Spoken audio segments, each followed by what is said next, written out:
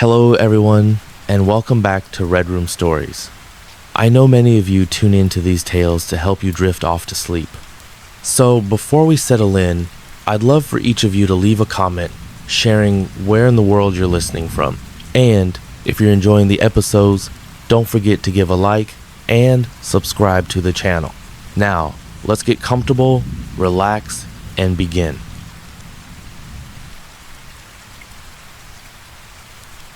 The moon hung low, its light barely piercing the dense canopy of a sprawling, untamed forest.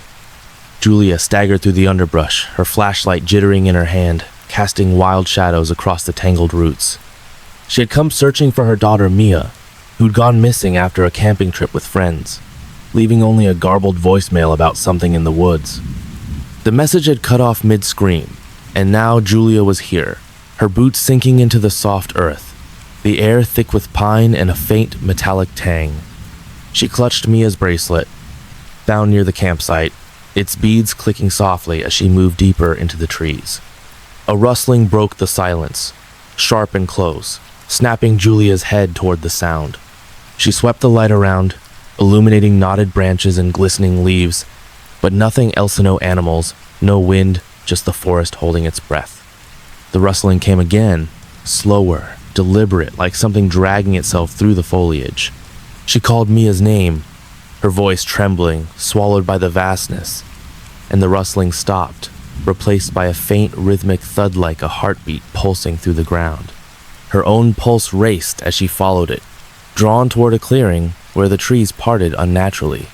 The clearing was circular, its edges lined with stones, smooth and black, glistening as if polished by unseen hands. In the center stood a tree, unlike the others massive, its trunk gnarled and split, oozing a dark sap that pooled at its base. Julia's light caught on something embedded in the bark Mia's backpack, torn open, its contents scattered across the roots. She stepped closer, her breath shallow, and noticed the sap wasn't sap at all, but blood, thick and fresh, seeping from the tree's wounds. The thudding grew louder, vibrating up her legs, and she stumbled back, dread coiling in her gut. A whisper slithered through the air, soft and layered, curling around her like smoke. Julia spun, the flashlight shaking, but the clearing remained empty, the stones glinting coldly under the moon. The whisper formed words Mama in Mia's voice, faint and pleading, echoing from the tree.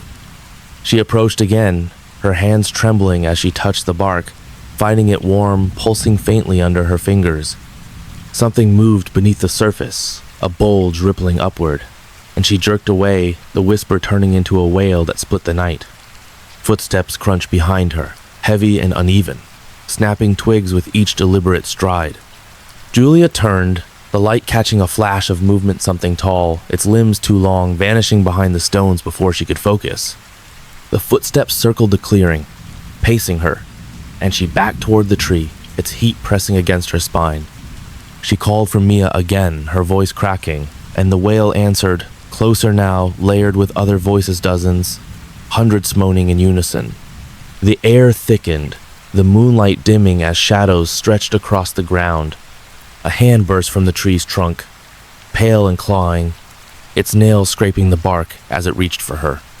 Julia screamed, falling back, the flashlight rolling free, its beam landing on the hand Mia's hand, her bracelet dangling from the wrist, beads glinting in the light.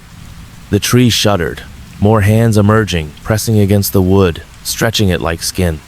She scrambled for the light, her fingers brushing Mia's backpack, now soaked in the blood sap, and the footsteps stopped, replaced by a low, wet gurgle from the shadows. She stood, the light trembling. As the hands retreated, the tree stilling. The gurgle grew into a growl, rolling through the clearing, and Julia ran, the forest blurring around her as branches clawed at her arms. The growl followed, joined by the thudding, now a relentless drumbeat shaking the earth. She tripped, tumbling into a ditch, the flashlight spinning away, its light catching on a mass of root sores, so she thought, until they moved, uncurling into limbs, thin and jointed, pulling themselves free from the soil. Faces emerged, eyeless, their mouths gaping, and she crawled back, the growl closing in, the air heavy with their stench. She bolted again, the forest twisting, paths vanishing into walls of trees, the thudding pounding in her skull. The creatures trailed her, their limbs snapping as they moved, too fast, too silent between the growls. She stumbled into a cave, its entrance hidden by vines, the air inside damp and frigid, the walls slick with moss. Her light flickered, revealing carvings figures trapped in roots, their mouths open in silent screams, etched deep into the stone. The growl echoed outside, circling, and she pressed deeper, the cave narrowing, the carvings growing more frantic. The tunnel opened into a chamber, its floor carpeted with bones, brittle and yellowed, some still clinging to scraps of flesh. Julia's light swept over them, landing on a figure hunched in the corner, Mia's jacket draped over its shoulders, its head bowed. She whispered her daughter's name, stepping closer, but the figure turned, revealing a face of bark and hollow sockets, sap dripping from its jagged maw. It lunged, and she swung the flashlight, cracking it against the thing's skull, the wood splintering as it staggered back. More shapes rose from the bones, their growls filling the chamber. Julia fled, the tunnel collapsing behind her as the creatures clawed through the dirt, their limbs piercing the walls. She burst from the cave, the forest alive with moving trees bending, roots writhing, the thudding deafening now. She ran until her legs gave out, collapsing at the forest edge as dawn broke, pale and thin, the growls fading into silence. A hiker found her hours later, incoherent, clutching Mia's bracelet, her hands stained with sap that wouldn't wash off. He drove her to a ranger station, her story spilling out in fragments, met with skeptical nods. The ranger searched the forest, finding only the campsite, abandoned but intact, no tree. No stones, no cave. They dismissed Julia's tale as trauma, but she saw the unease in their eyes when they noticed the sap on her clothes, the scratches on her arms too deep for branches. She returned home, the bracelet on her nightstand, the apartment silent but heavy, as if the forest lingered in its corners. Sleep came in fits, broken by whispers, mama, and the thudding, faint but persistent, seeping through the walls. One night, the power flickered, and the thudding grew sharp, shaking the floor. Julia grabbed a knife, her hands trembling, the whispers weaving through the room, calling her name. Shadows stretched across the walls, too long, too thin, and the windows rattled, sap smearing the glass from the outside. She locked herself in the bathroom, the knife clutched tight, the thudding closing in, the door creaking under an unseen weight. The whispers turned to growls, and the lights died, plunging her into darkness. Morning brought silence, the apartment empty, the knife buried in the floor, Mia's bracelet gone. The windows remained shut, the door locked, yet Julia had vanished, leaving only a trail of sap leading to the wall. A neighbor swore she heard growling in the night, saw shadows moving toward the forest's distant silhouette. The police searched, found nothing, and the case faded, another mystery lost to the woods. The forest stood unchanged, its trees tall and silent, its depths swallowing the light. Locals spoke of a clearing that appeared under the moon, of voices calling from the earth, luring the desperate to its heart. Julia's name joined the whispers, carried on the wind, a warning to those who strayed too far into the shadows. The sky was a bruised purple, heavy with clouds that refused to break, as Owen hiked through the jagged hills.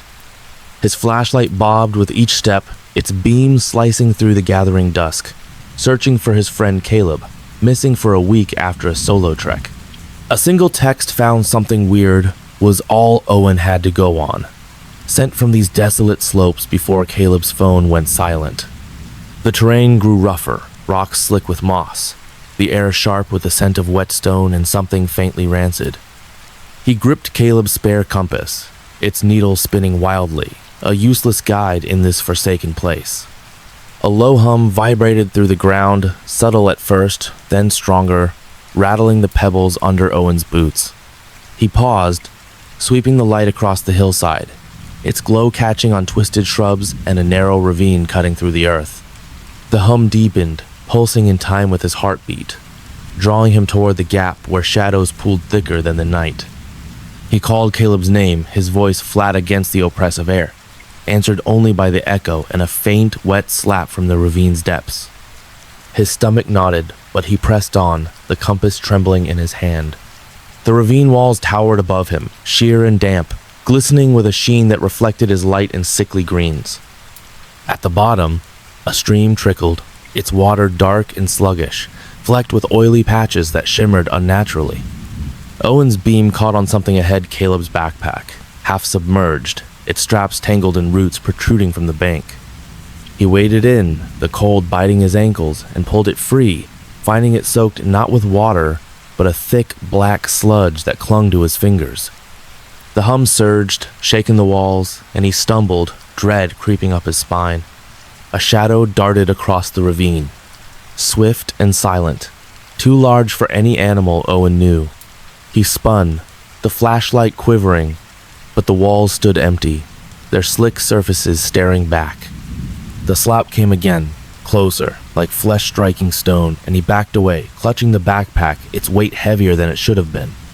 Something glinted in the stream of knife, Caleb's, its blade pristine but wedged deep in the mud.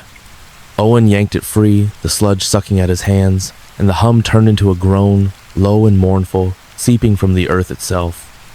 Footsteps echoed behind him, slow and deliberate, splashing through the stream. Owen turned, the light catching a figure at the ravine's edge atoll, hunched, its arms dangling past its knees, its face lost in shadow. It didn't move, just stood there, water dripping from its ragged form, and Owen's throat tightened, his breath fogging in the chill. He shouted Caleb's name again, the figure tilting its head, a gesture too human yet utterly wrong. The footsteps resumed, multiplying, as more shapes emerged along the walls, their silhouettes stretching impossibly long. Owen ran, the stream splashing around his legs, the backpack swinging against his side, the knife clutched tight. The groans swelled into a chorus, voices overlapping, some pleading, some snarling, all calling his name in tones he didn't recognize. The ravine twisted, narrowing until the walls brushed his shoulders, the sludge rising to his calves, slowing him down. His light flickered, casting brief glimpses of handspale, bloated reaching from the water, grasping at the air before sinking back. He pushed forward, the figures closing in, their steps unnervingly silent now. A cave loomed ahead, its mouth gaping, the stream flowing into its darkness like a vein. Owen stumbled inside, the air turning stale and heavy, the walls rough with claw marks and smears of that same black sludge. His flashlight dimmed, revealing a chamber where the stream pooled into a basin, its surface rippling without cause. Scattered around it were bones ribs, skulls, spines some fresh, their marrow glistening, others crumbling into dust. Caleb's jacket hung from a stalactite, dripping sludge onto the floor, and Owen's knees buckled, the groan deafening in the enclosed space.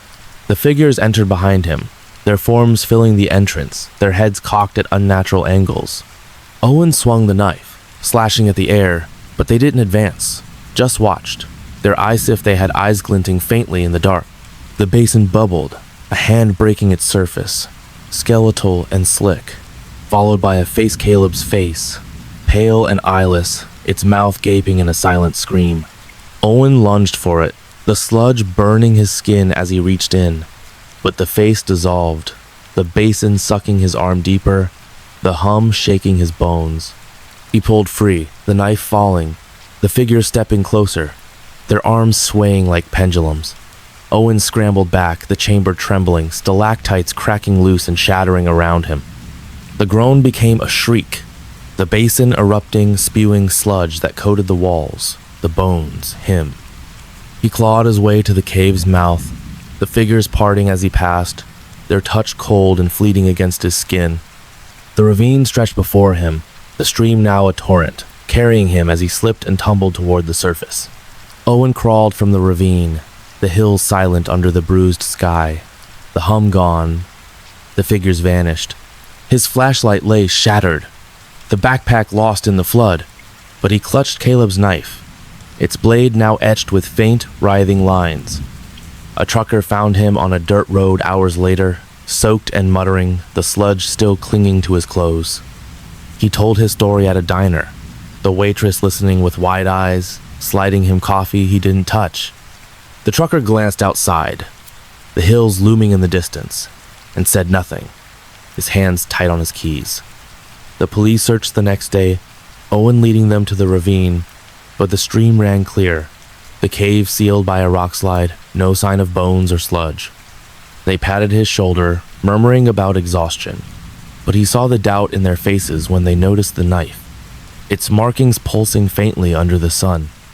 He returned home, the apartment cold, Caleb's jacket inexplicably folded on his couch, dry but heavy. Sleep evaded him, the hum returning in whispers, threading through his dreams, the sludge's burn lingering on his skin. One night, the lights flickered, and the hum grew sharp, rattling the windows. Owen grabbed the knife, its blade warm now, the markings glowing faintly as shadows pooled in the corners. The groan echoed through the walls, joined by wet slaps against the floor, the ceiling, the door. He barricaded himself in, the knife raised, but the shadows thickened, hands pressing through the walls, pale and dripping. The windows shattered inward, sludge pooling on the sill, and the lights died, the hum swallowing his scream. Morning came, the apartment empty, the knife on the floor, its blade clean but warm to the touch. The door remained locked, the windows intact despite the glass shards, Owen gone.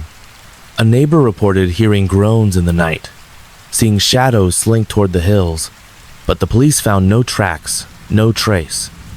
The case lingered, unsolved, the ravine silent under its bruised sky, waiting.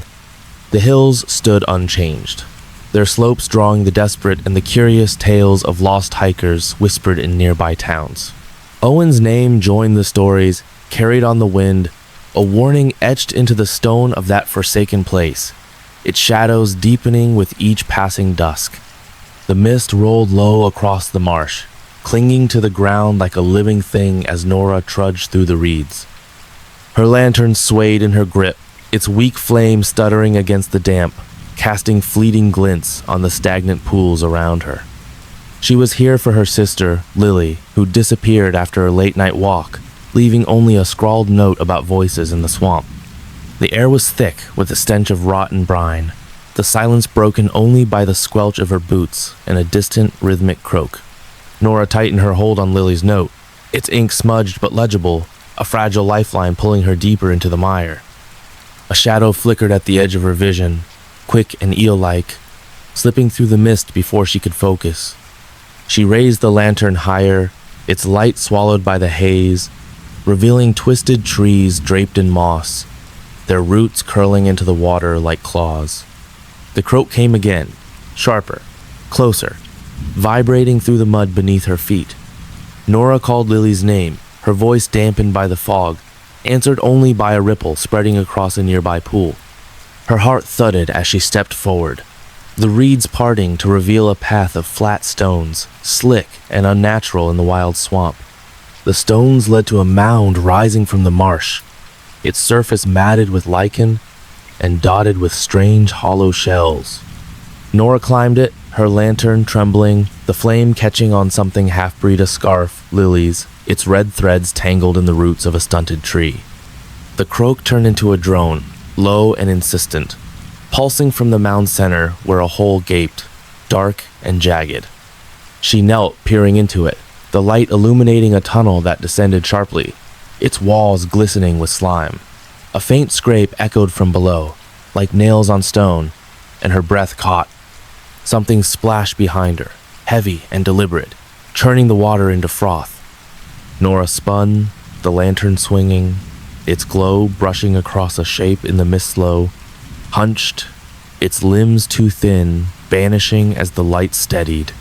The drone swelled, joined by a wet, gurgling laugh that slithered through the reeds. She backed toward the hole, clutching the scarf, her boots slipping on the slick stones. Lily's name escaped her lips again, and the laugh sharpened, echoing from the tunnel now, pulling her gaze downward into its depths. She lowered herself into the hole, the air growing colder, the slime coating her hands as she slid down a steep incline. The tunnel was tight, its walls pressing in, etched with crude symbols' eyes, mouths, hands carved deep into the rock. Her lantern flickered, casting jagged shadows that danced like living things. and the gurgle followed, closer, wetter, as if something dragged itself behind her. She stumbled into a wider chamber, its ceiling dripping with water, its floor littered with shells. No, not shells, but teeth, human and sharp, scattered in piles. The drone thrummed through the stone, shaking her bones. A figure crouched in the chamber's corner, draped in rags, its head bowed over a pool of black water. Nora's light trembled as she approached, recognizing Lily's boots peeking from the rags, but the figure turned, revealing a face of scales and hollow sockets, its mouth a slit oozing slime. It hissed, lunging with webbed claws, and she swung the lantern, the glass shattering against its skull, flame briefly flaring before dying. The chamber plunged into darkness, the hiss multiplying as other shapes rose from the shadows, their claws scraping the walls. She ran, blind, her hands groping for the tunnel. The creatures pursued, their gurgles filling the air, their bodies slithering over the stone with unnatural speed. Nora clawed her way up the incline, the slime burning her skin, the scarf slipping from her grasp as she reached the mound. She burst into the mist, the marsh alive with splashes, shapes circling through the fog, their laughter a chorus of wet, choking glee. The stones sank beneath her weight, the water rising, cold and grasping, pulling at her legs. She fought toward the reeds, the mound trembling behind her, collapsing into the swamp. The mist thickened, swallowing the path, the trees, the sky, leaving Nora staggering through an endless gray. The laughter faded, replaced by silence, oppressive and complete, broken only by her ragged breathing. She tripped, falling into a pool, her hands sinking into mud where something brushed her fingers. Lily's note, soggy and torn, floating beside a single tooth. She crawled free, the swamp stretching around her, the croak returning, distant but closing, a promise of pursuit. Dawn crept in, pale and thin, revealing a road at the marsh's edge. A fisherman found her, soaked and shivering, muttering about Lily in the mound, her hands stained with slime that wouldn't wash off. He drove her to a bait shop, where she sat, staring at the swamp silhouette, the tooth clutched tight. The fisherman listened, his face unreadable, offering her a blanket she didn't take. She spoke of the creatures, the tunnel, the laughter, her words tumbling over each other met with a nod and a glance toward the window. The shopkeeper called the sheriff, but Nora barely noticed, lost in the drone, still humming in her ears. The sheriff searched the marsh, Nora trailing behind, pointing to where the mound had been. But the water was still, the stones gone, the swamp ordinary under the gray sky. He sighed, suggesting grief or a trick of the fog, but his eyes lingered on the slime on her boots, the tooth in her hand. She left without arguing, the marsh's silence mocking her, its secret submerged beneath the surface. Back home, the apartment felt hollow, Lily's scarf inexplicably draped over a chair, dry but heavy with the scent of rot. Sleep came in fragments, shattered by the croak echoing through her walls, the gurgle seeping into her dreams. Nora kept the lights on, the tooth on her nightstand, its edge gleaming faintly in the dark. One night, the power cut out, and the drone returned, shaking the floor, the windows fogging with mist from the outside. She grabbed a knife, her hands trembling, the laughter weaving through the room, low and wet. Shadows slithered across the walls, thin and clawed, and the door rattled, slime pooling beneath it. Morning arrived, the apartment empty, the knife on the floor, the tooth gone. The windows were locked, the door unbreached, yet Nora had vanished, leaving only a trail of slime leading to the sink where water dripped black. A neighbor heard gurgling in the night, saw shapes moving toward the marsh, but the sheriff found no tracks, no trace. The case faded, another mystery lost to the swamp's depths, its mist rolling on. The marsh stood silent, its water still, its reeds whispering to those who ventured too close. Tales spread of a mound that rose in the fog, of voices calling from the mud, luring the lost into its embrace. Nora's name joined the legends, carried on the wind, a warning etched into the swamp's endless gray.